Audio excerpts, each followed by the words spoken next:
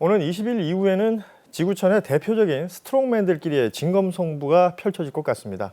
오늘 도움 말씀 주실 분으로 박승찬 용인대학교 국제교류원장 나와 계십니다. 원장님, 안녕하십니까? 반갑습니다. 네. 자, 이 첫 번째 질문은 이걸로 시작을 해야 될 것 같아요. 이 트럼프 대통령 당선인이 선거 공약으로 이 중국산 수입품 관련해서는 관세 60%를 매기겠다. 이미 뭐 공언한 바가 있지 않습니까? 이게 이렇게 되면은 대중국 관세 정책 어떤 형태로 또 어떤 강도의 양상을 띠게 될지 궁금해집니다. 일단은 지금 트럼프 2.0 이제 얼마 안 남았죠. 그러니까 트럼프 하면 떠올리는 게 일단 관세를 맹신하는 사람입니다. 그래서 트럼프 2.0의 관세의 부과의 방향은 크게 4가지 정도로 보면 될 것 같습니다. 첫 번째가 미국에서 돈 벌고 있는 나라들, 그러니까 무역 흑자를 보고 있는 나라들 관세를 부과하겠다. 첫 번째고, 두 번째가 탈달러를 외치는 나라들, 가만두지 않겠다. 그리고 그다음에 세 번째, 불공정 거래하고 있는 나라들 관세 불가하겠다. 네 번째가 지금 예를 들면 펜타닐 같은 게 여러 가지 지금 미국 사회를 병들게 지금 뭐 펜타닐 같은 경우가 거의 매년 거의 한 7만 5천 명 이상이 지금 뭐 죽어가고 있다니까. 그래서 이 4가지의 이제 관세의 부과의 방향인데, 요 4가지 공통점에 서 있는 나라가 바로 중국입니다. 그래서 중국에 대해서 이제 부과를 하겠다라고 이제 이야기를 하는 건데, 사실 앞에서 말씀드렸다시피 지금 미중 간의 부분에서 지금 가장 돈을 많이 벌고 있는 나라가 중국이거든요. 2023년도만 보더라도 조금 그때만 해도 한 이 미국 적자 규모가 2,794억 달러 정도 됐습니다. 이게 좀 줄어든 겁니다. 그 바이든 행정부에서 여러 가지 조금 더 디리스킹 부분 이제 했는데, 이게 2024년도 이제 오면서 또 다시 늘어나기 시작합니다. 그러니까 이제 지금 2023년 11월까지 적자 규모가 한 3,286억 달러 정도. 그러니까 어마어마한 거죠. 그래서 이 트럼프 생각은 이걸 절반 이상을 줄이겠다. 그러면 이제 관세를 부과하겠다라는 거거든요. 그래서 이제 많은 뭐 지금 60% 플러스 또 10에서 20% 이제 또 우리가 추가 관세를 또 하겠다고 하는 게 때문에 많은 분들이 좀 이해를 잘 못하실 수 있거든요. 도대체 그럼 60% 부과되면 미국인들이 서민들한테 어느 정도 영향을 미칠까 생각하거든요. 가장 비근한 예로 바로 바비 인형입니다. 바비 인형. 바비 인형 같은 경우가 거의 중국에 생산되거든요. 근데 그 바비 인형이 지금 만약에 만들어서 갔을 때 한 미국 현지에서 어린 애들이 샀을 때 뭐 4, 50달러 정도 한다고 했을 때 거기서 60%라면 그게 바로 70% 이상 되는 거죠. 70%, 80%이 되는 거군요. 그러면 이제 아무리 이제 하더라도 그게 미국 서민들 입장이 클 수밖에 없는 거죠. 그거 말고라도 뭐 미국에서는 크리스마스 추리 장식품 관련된 모든 제품들이 다 메이드 인 차이나이기 때문에 바로 서민들의 직격탄을 갈 수밖에 없다라고 하는 것들이죠. 그래서 지금 그렇다라면 이제 실제 할 것이냐 이렇게 공언한 대로, 그러면 이제 크게 2가지의 가능성을 우리가 좀 얘기할 수 있다. 그러면 시나리오인데, 첫 번째가 지금 공언한 대로 60% 그대로 때린다. 그건 일단은 왜 그런 가능성을 열어둬야 되냐면 1기 때하고는 다르다라는 거죠. 1기 때는 그래서 처음 당선이 됐고 여러 공화당의 여러 보수들의 좀 목소리도 들어야 되기 때문에 이렇게 바로 했을 경우는 문제가 될 수 있다. 그래서 부작용을 염두에 뒀던 거군요. 그래서 하고 싶은 대로 못했다라는 거죠. 그래서 2.0은 정말 이제 매파 위주로 내가 정말 말 잘 듣는 사람을 했기 때문에 정말 60% 가능성 있다라고 열어둘 필요가 있다. 두 번째는 지금 많은 분들이 이야기하는 바로 점진적으로 관세를 부과하는 거죠. 처음부터 그냥 바로 60%가 아니라. 그러니까 왜냐하면 바로 인플레이션, 그러니까 미국 서민들의 영향을 받기 때문에 이번 트럼프 당선의 큰 이유도 바로 경제 이슈가 컸기 때문에 그렇습니다.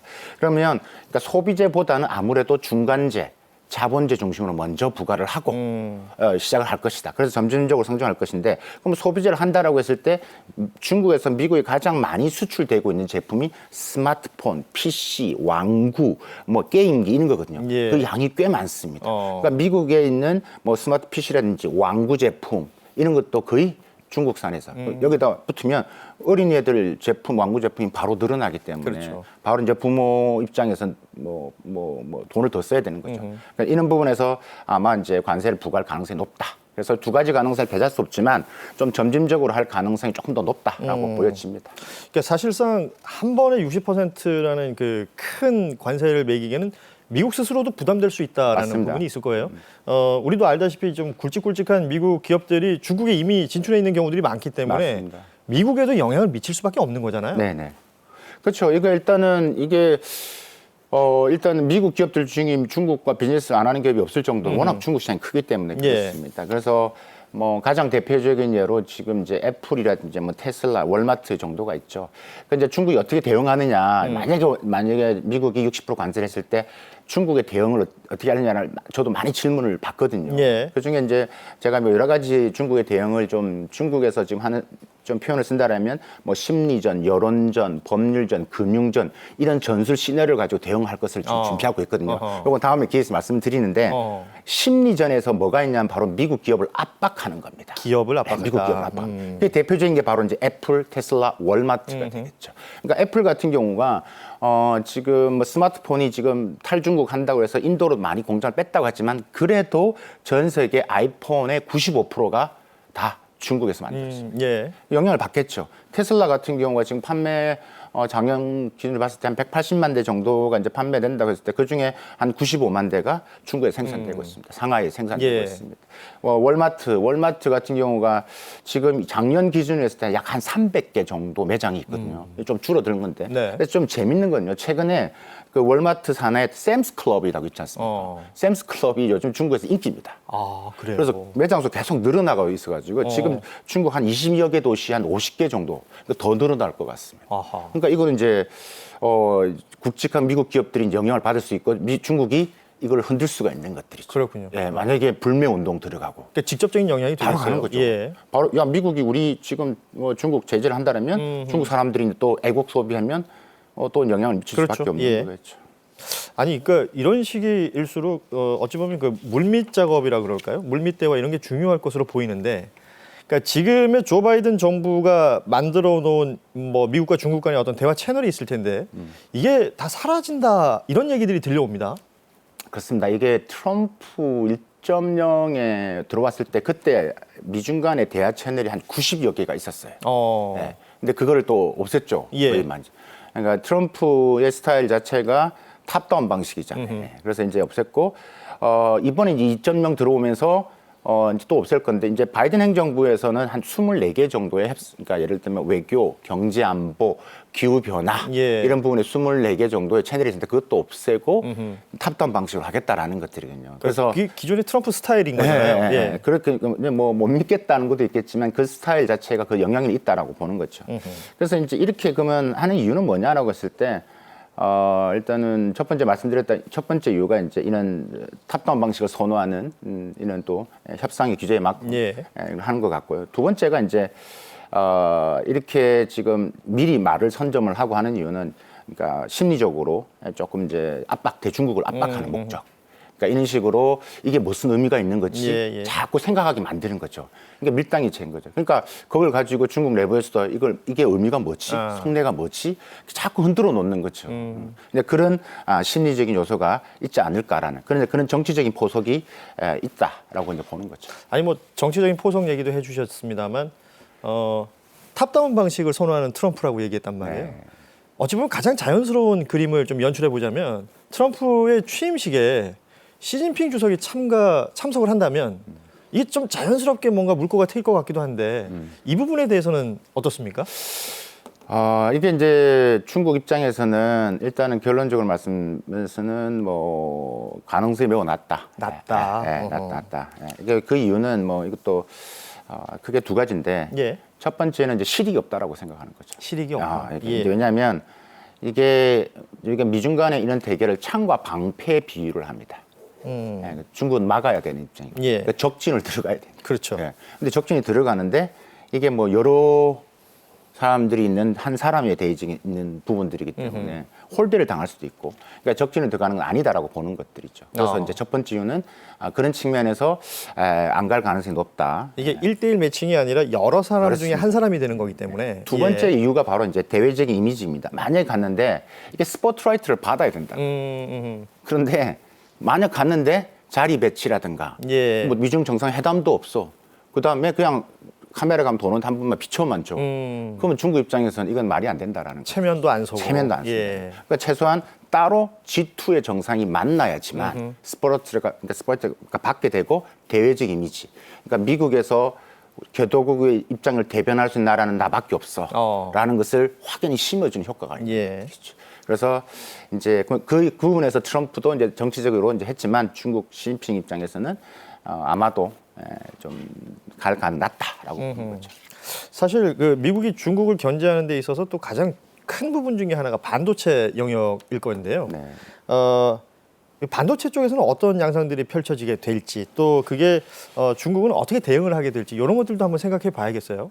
이게 지금 반도체도 참 이야기가 꽤 많은 스토리인데요. 일단은 뭐 지금 바이든 행정부에서 지금 대중국의 반도체 제재, 지금 3차 반도체 그렇죠. 제재까지 예. 했거든요.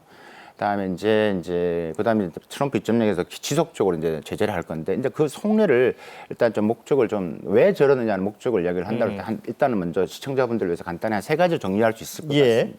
첫 번째가 중국이 이런 반도체 AI의 기술 자립화 생태계가 매우 빠르게 지금 형성되고 있다는 것들이죠. 그래서 예를 들면 D램 생산기업인 장신 메모리 같은 경우도 지금 HBM 같은 경우도 자체 개발을 하고 양산도 지금 들어갔다고 그렇죠. 예. 말이 나오고 있는 상태고요.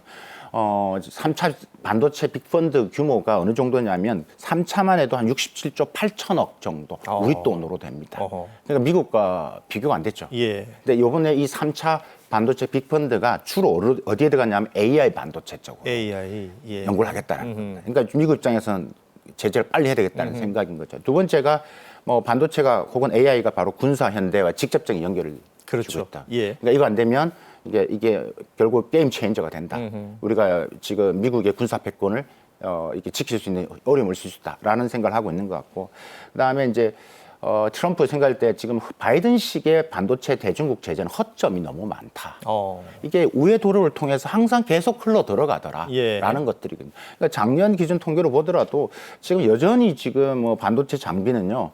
작년 한 10월까지 보더라도 뭐 지금 중국이 수입한 미국에서 한 300억 달러가 넘습니다. 제재를 했는데 왜 더 들어갔냐 이거지. 네. 이거 원천적으로 막겠다라는 겁니다. 그래서 트럼프 입점령에서 어떻게 하냐면 그러니까 해외 직접 생산법 규칙이라고 하죠. 이게 미국 외 제3국을 경유해서 가는 우회 경로를 원천 차단하겠다. 예, 봉쇄한다. 이제 더 심해질 거다라는 부분입니다. 그래서 그럼 중국은 이미 다 알고 있다. 그래서 이미 이 작업을 오래 했고요. 그래서 지금 기술 자립화, 우리가 반도체 인력이라든지 R&D 부분에서 중국 정부가 우리가 오픈 이노베이션이라고 하죠. 대기업과 중소기업 학계를 연결시키는 이런 작업을 직접 나서서 하는 게 지금 진행되고 있고요. 그러니까 저는 이게 트럼프에서 들어왔을 때 훨씬 더 강하게 드라이브를 걸겠지만 쉽게 중국 반도체 굴기를 무너뜨리기는 이미 좀 많이 성장을 했다라고 저는 보고 있습니다. 아니, 미중 간의 반도체 얘기하면 꼭 빠지지 않는 이슈 중에 하나가 이제 대만, 타이완 맞습니다. 이야기가 될 텐데요.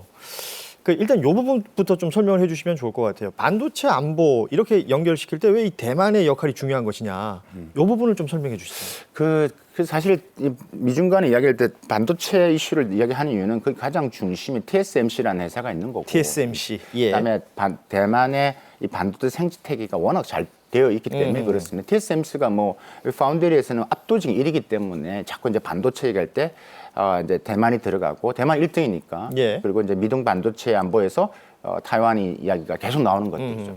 근데 우리가 지금 미중 간의 부분에서 반도체만 보시지 말고 이걸 좀 판을 크게 보셔야 됩니다. 네. 그러니까 여러분 그 니얼 퍼거슨 하버드 교수가 무슨 말을 했냐면 저도 인상이 깊은데 그러니까 타이완을 지배하는 자가 세계를 지배한다 이런 말을 했거든요. 네. 그만큼 그 의미에는 반도체도 있습니다. 근데 좀 더 크게 보시는 게 맞다. 그게 이제 한 3가지인데요. 그러니까 예를 들면 중국이 왜 그러면 이렇게 중국 입장이 이런 것 같습니다. 아니 저는 화건하건데 만약에 TSMC를 가져가려면 가져가고 만약에 중국이 타이완을 무력 침공한다고 했을 때 TSMC를 가져간다. 우리는 대만만 가지면 통일만 하면 된다. 이게 가장 핵심이거든요. 그래서 중국이 지금 생각하는 지금 뭐 타이완을 보는 3가지 전략 목표가 뭐냐면 지정학적으로 봤을 때 중국은 해양 굴기를 하고 싶습니다. 그러니까 태평양으로 나가야 되는데 막혀 있습니다. 타이완 때문에. 그래서 타이완을 뭐라 했냐면 뭐 이 가라앉지 않는 항공모함 이런 표현을 쓰는 거거든요. 에이스포커 이런 말을 쓰는 거거든요. 그만큼 전략적 요충지다. 요충 나가야 예. 되겠다. 근데 거기 미국이 뒤에 있기 때문에 힘들다는 거죠.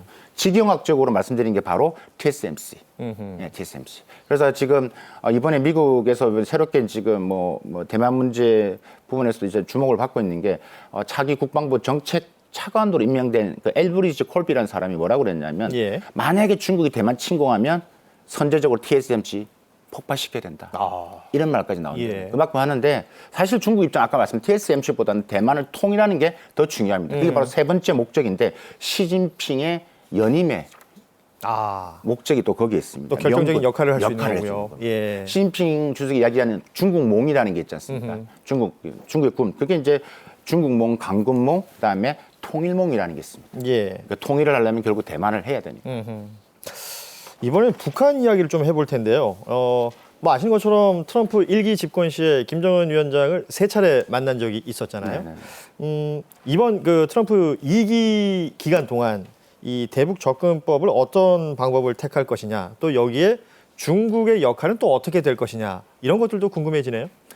일단은 뭐 트럼프 1.0하고 트럼프 2.0의 일단은 트럼프와 김정은 이는 브로맨스가 좀 다르다라는 거예요. 1.0일 때 브로맨스와 예. 2.0의 브로맨스가 좀 다르다. 아하. 1.0일 때는 이게 북한이라는 게 독립 이슈였거든요, 하나에. 그렇죠. 네. 예. 근데 지금 트럼프 2.0에서는 이게 두 개의 전쟁과 그다음에 이 미중 전략 경쟁에 같이 들어가 있습니다. 그러니까 두 개의 전쟁이라는 게 결국 러브 전쟁이 있고 중동 그렇죠. 전쟁이 있는 거죠.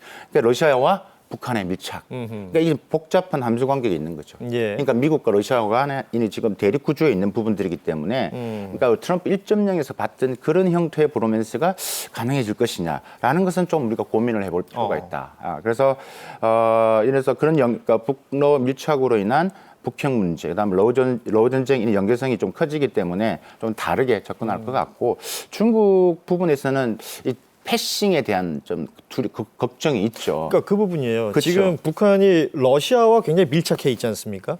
그렇다면 이제 중국은 약간 뒤로 밀리는 맞습니다. 기분을 느낄 수도 있을 것 같은데 맞습니다. 이 부분에 대해서는 어떻게 평가를 하십니까? 그러니까 이게 지금 중국 패싱이 때 북로가 밀착이 되고 다음에 만약에 이제 2.0에서도 이제 이 트럼프 김정일 브로맨스가 좋아져서 북미가 개선된다라면 이건 예. 제일 중국이 바라지 않는 시나리오인겠죠. 원치 않는 시나리오다. 그래서 뭐 예. 어떻게 보면 야 이거 흔히들 뭐 어떤 전문가는 정말 닭 쫓던 개가 지붕 쳐다보는 이런 표현도 하시던 것 같은데 예. 어쨌든 중국 입장이 난처해질 수밖에 없는 것 같습니다. 사실 지금 봐도라도 지금 중국 내부에서 속이 부글부글 끓을 거다. 그러니까 제가 뭐 다른 학자들하고 얘기를 해봐도 그게 확연히 느껴집니다. 예. 그러니까 지금 북한의 부분에서 지금 뭐 이 조선중앙통신 홈페이지에서도 뭐 작년까지만 해도 뭐 조중 그러니까 이제 북한하고 중국의 이런 관계 우호를 제일 먼저 올라가 있는데 예. 지금 올해는 지금 뭐 러시아하고 지금 워낙에 밀착돼 있으니까요. 북한하고 관계에 지금 명칭이 올라가 있고 그다음에 노동신문에도 지금 뭐 연합장 관련 보도에도 이란 대통령이 지금 일면에 노동신문에 나오는데 시진핑 주석은 뒤로 가 있고 말도 안 되는 거거든요. 아, 그렇군요. 그러니까 예. 이제 속이 부글한데 그래도 기분 나쁜데 그럼 이게 어떻게 될 것이냐 중국은 만지작거리겠죠. 북한에 대한 경제 압박을 하는 거죠. 경제학 북한에 대한 경제. 그러니까 지금 여전히 관광, 무역, 외화벌이의 중국 의존도가 높단 말입니다. 예. 그러니까 그렇기 때문에 이게 북한도 이런 부분이기 때문에 중국을 패싱에 대한 부분들은 좀 고민이 클 것이다. 그래서 이런 걸 이제 뭐 어느 정도의 시그널을 주면서 이제 좀 주의를 주겠죠. 그 우리 얘기를 해봐야죠. 사실 뭐 아시는 것처럼 중국과 미국 어찌 보면 대한민국 교역량 1, 2위 국가들 아닙니까? 네네. 예. 그럼 우리한테는 어떤 영향을 미치게 되느냐? 미중 갈등이라는 것이 이것도 이야기할 게 참 많은데요. 예. 제가 간단하게 시간이 많지는 않습니다. 한 네 가지 정도 말씀드리겠습니다. 첫 번째가 당연히 대중국 무역 적자가 더 심해질 겁니다. 그러니까 중국이 미국에 대한 이 수출이 감소한다라는 것은 완제품을 중국에 수출하는데 우리가 이제 중간재를 중국에 수출하거든요. 그렇죠. 그러니까 당연히 줄어들 수밖에 없고요. 트럼프 2.0에서 대중국 제재가 심화되면 그 바이든한 행정은 다르게 한국의 직접적 참여 요구가 더 강해질 것으로 저는 봅니다. 예. 그럼 우리가 이제 어떠한 선택을 해야 되냐는 부분들. 그러니까 한중 관계의 악영향이 또 미칠 수 있다라는 것들. 세 번째가 이제 그로 인해서 우리가 좀 전에 반도체 얘기를 했다시피 산업의 고도와 중국의 기술 자립이 더 빨라질 겁니다. 그럼 한중 간의 기술 격차도 줄어들 수밖에 없다라는 것. 네 번째가 이제 만약에 이제 우리가 이건 칩스, IRA 이는 저는 폐기까지는 안 가지만 이런 외국 기업에 대한 보조금 축소 가능성은 있다라고 저는 계속 주장하고 있는 학자 중에 한 사람이기 때문에 이럴 경우도 우리가 미칠 영향이 크다라고 말씀드립니다. 지금 교수님 말씀대로라면 이제 크게 반갑지 않은 뉴스들만 가득 있는 것 같은데 네. 이런 외부적인 위기가 우리에게 좀 기회로 올 수 있는 요인들은 없을까요? 일단은 중국이 일단 중국 측 입장이 뭐 우리가 미국 부분에서는 계속 지금 하고 있는 대로 계속 하면 되는 거고, 그러니까 이를 지금 미중 관계가 더 이제 2.0에서 트럼프 2.0에서 미중 관계가 더 심화될수록 중국에서 나오려는 기업들이 더 많을 겁니다. 그럼 한국에 투자하려는 중국 기업이 특히 많을 겁니다. 예. 그중에 제가 유심히 보고 있는 분야가 바로 바이오하고 수소 에너지 분야입니다. 그래서 이제 한중 간의 바이오나 수소 에너지 분야가 협력이 더 많이 방한될 거고 올해 지금 우리 경주에서 이제 에이펙 정상회담이 열리는데 그렇죠. 그때 아마 아젠다 중에 하나가 한중 정상이 만났을 때 아마 수소 에너지는 분명히 올라갈 것으로 보고 그만큼 이제 우리나라의 투자가 더 늘어날 겁니다. 그럼 이것도 우리가 잘 전략적으로 활용을 해서 제3국 진출하는 글로벌 진출에 또 하나의 계기를 만들 필요가 있다. 그래서 지금 제가 앞에 좀 이런 뭐 리스크적인 측면을 이야기했다면 예. 역으로 이거 우리가 갖고 있는 지정학적, 지정학적 리스크가 아니라 이게 또 하나의 반대로 말하면 우리한테 그만큼 중요하다는 이야기거든요. 그만큼 가진 게 있다는 이야기. 그렇군요. 예. 그럼 가지고 있는 것을 극대화하는 게 매우 중요합니다. 사실 이제 어떤 갈등 조장을 먼저 얘기하는 사람들은 미국이냐 중국이냐 선택해야 된다 이런 얘기를 하는 그렇죠. 사람들도 있는데 이 대한민국이 지금 미중이 갈등이 있는 건 사실이고 우리는 어떤 태도를 취해야 되느냐 이것도 굉장히 중요한 문제죠. 그렇죠. 이게 참 큰 아젠다고 많이 논의해야 될 부분들인데 일단은 지금 봤을 때 그냥 한마디로 미국의 사활적 이익과 저는 중국의 핵심 이익이 지금 충돌을 한다. 예. 이건 계속한다. 우리가 어떻게 해야 되냐. 저는 첫 번째 뭐 한미동맹 가장 중요합니다. 그러니까 확장 억제 정책을 통한 북한 견제 있어야 되고요. 이걸 이제 기반으로 해서 이제 우리가 이런 경제 안보의 이런 차원을 좀 다변화하는 노력들을 더 노력을 해야 되고 그다음에 이제 우리가 이제 뭐 바람직한 국익과 좀 가능한 국익을 좀 나누어서 고민할 필요가 있습니다. 예. 그래서 좀 이제는 그게 이제 정부적인 측면에서 좀 고민을 해야 될 아젠다라면 기업적인 측면에서만 조금 제가 더 부가 설명을 드리면 우리가 기업들은 지금 매우 혼란스럽거든요. 지금 예. 불확실성이 심해지기 때문에. 그래서 당연히 공급망 구조의 변화를 좀 미리 생각을 해야 된다. 제가 현장을 돌아다니면 대기업들은 움직임이 지금 느껴지는데 우리 중소기업들은 지금 생각만 할 뿐이지 전혀 그렇죠. 지금 심각한 문제 있기 때문에 중소기업들이 또 쉽지가 않죠. 그래서 예. 정부가 이걸 빨리 지금 할 수 있는 좀 하는 작업들을 좀 해야 될 것 같다라는 생각이 들고 그래서 미국 공급망과 중국 사업 분리하는 작업 이런 것들을 해야 될 것 같고 중국 시장 미국 기업들도 계속 중국 시장 들어갑니다. 싸우지만 미국 기업들은 뭐라 하냐면 돈이 있는데 이 사회주의와 자본주의에는 돈에는 꼬리표가 없다는 거죠. 그래서 우리도 결국 중국과 비중국 이원화 정책을 통해서 돈을 버는 것을 또 활용하는 그런 지혜가 또 필요하다. 그야말로 좀 현명한 지혜가 요구되는 2025년이 될 것으로 보입니다. 아주 좋은 말씀 많이 해주신 우리 박승찬 용인대학교 국제교류원장님과는 여기서 인사 나누겠습니다. 말씀 고맙습니다. 감사합니다.